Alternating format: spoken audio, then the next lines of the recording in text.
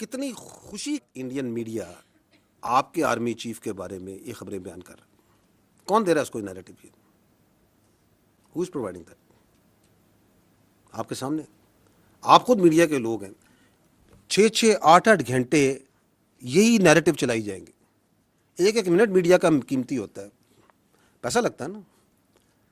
Y are they spending so much money of the narrative of this delusional mind? اس نارسس کا کیوں چلا رہے ہوں؟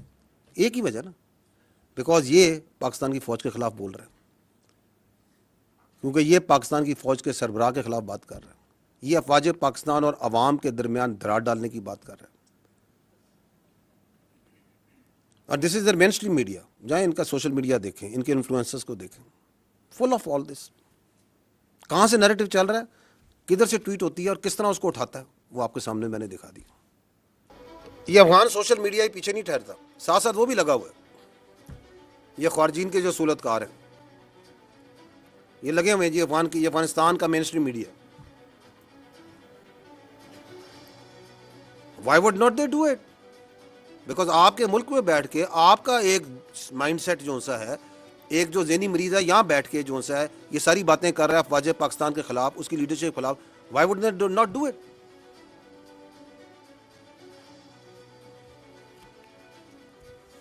اور ٹائمنگز دیکھیں، منٹوں میں گھنٹوں میں ساتھ ساتھ چل رہا ہے. اور پھر پک کرتا ہے انٹرنیشنل میڈیا تاکہ وہ بھی اپنا پیچھے کیوں رہیں، پھر ان کے پیچھے پڑتے ہیں کہ آپ بھی اس سٹوری کو اٹھائیں.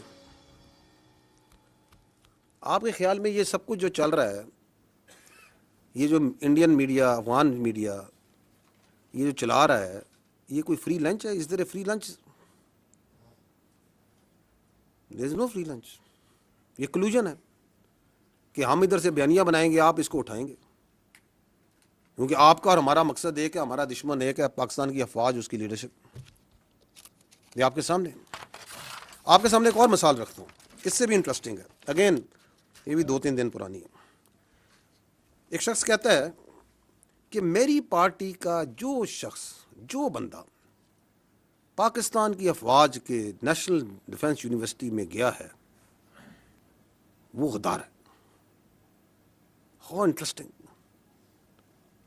وہ میر جعفر اور میر صادق سے مماثلت دے رہا ہے یا نہیں دے رہا؟ اس کی منطق سے جائیں تو یہ کہہ رہا ہے کہ آپ سارے جو ISPR میں آپ بھی غدار ہیں، کیونکہ آپ ISPR میں آئے ہیں نا. یہ NDU گئے تھے تو یہ غدار ہو گئے. پاک فوج کے اندر جو بندہ ہے اس کا مطلب غدار ہے. یہ کہتا ہے نا، یہ سمجھتا ہے کہ جو سے تعلق رکھے گا وہ غدار ہے. 2 دن پہلے میں مرے کالج علامہ اقبال کی جو تدریس، جو جہاں سے انہوں نے تدریس حاصل کی، ان کی علمگاہ پہ گیا، ادھر ہزاروں بچوں سے انٹریکٹ کیا. تو جو اگر وہ مجھ سے ملے تو کیا اس کی منطق کے مطابق تو وہ بھی غدار ہیں؟ پھر وہ تم ہو کون؟ یہ کیا سوچ ہے؟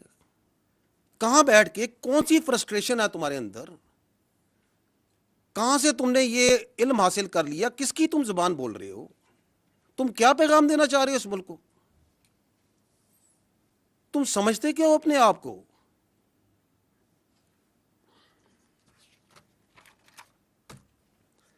کیوں یہ کہہ رہا ہے؟ It's nothing new. یہ ابھی آپ دیکھ رہے ہیں اس کے اثرات، اس کی فرسٹریشن کے.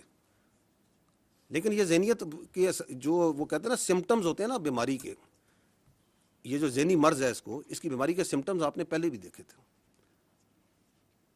9 مہینے دیکھا تھا آپ نے. اسی GHQ میں جہاں بیٹھے ہیں اس پہ اس نے حملہ نہیں کرایا تھا یا نہیں کرایا تھا؟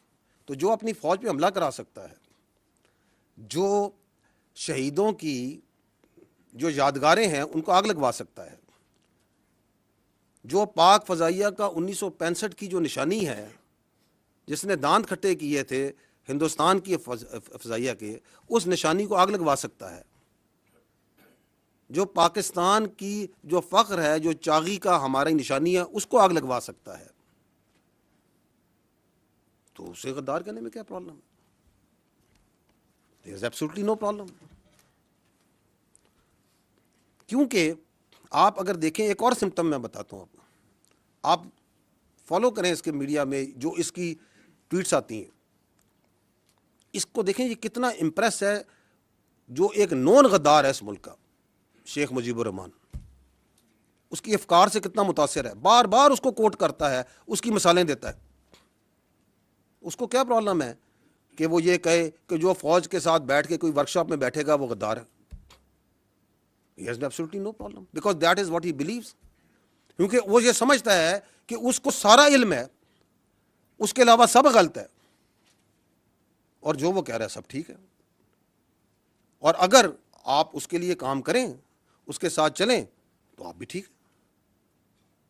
جس کی سیاست کی ڈیفینیشن یہ ہے کہ اگر میں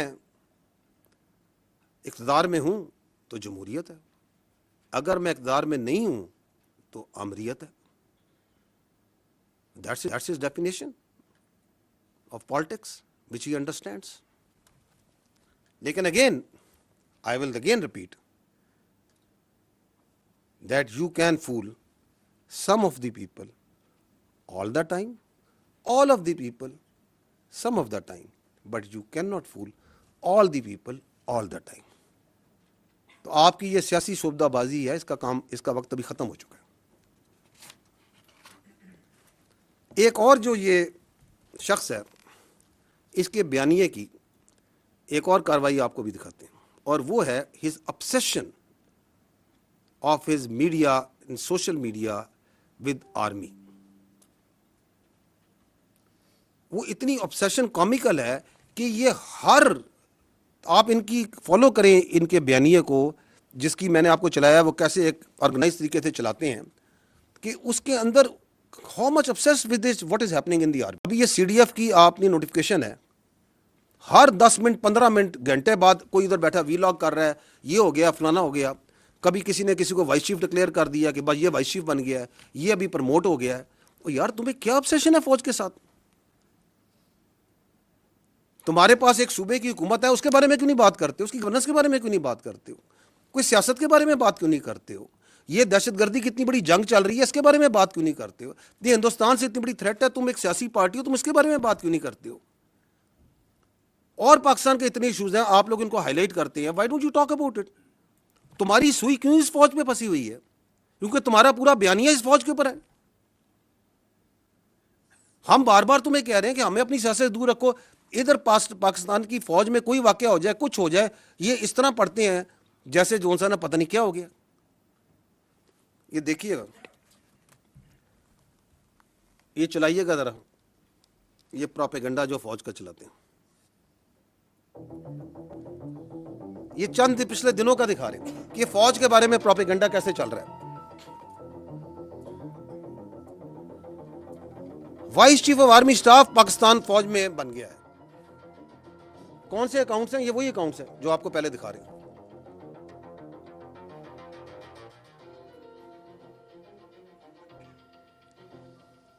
یعنی کہ ایک جنرل افسر کو لیں گے، اس کی تصویر لیں گے، ان کی تصویر لے کے اپنا ایک بیانیہ بنانا جھوٹا شروع کر دیں گے. اس پہ ٹک ٹاکیں بن رہی ہیں، فیس بک ہو رہے ہیں، وی لاگ کیے جا رہے ہیں. اب یہ CDF کی نوٹیفیکیشن کے اوپر تو ایک سیلاب تھا جھوٹ کا اور پروپیگنڈے کا جو انہوں نے شروع کیا ہوا ہے. یہ آزادی اظہار رائے ہے، دس از پولیٹیکل ایسوسیشن اور فریڈم آف پالیٹکس ہے. یہ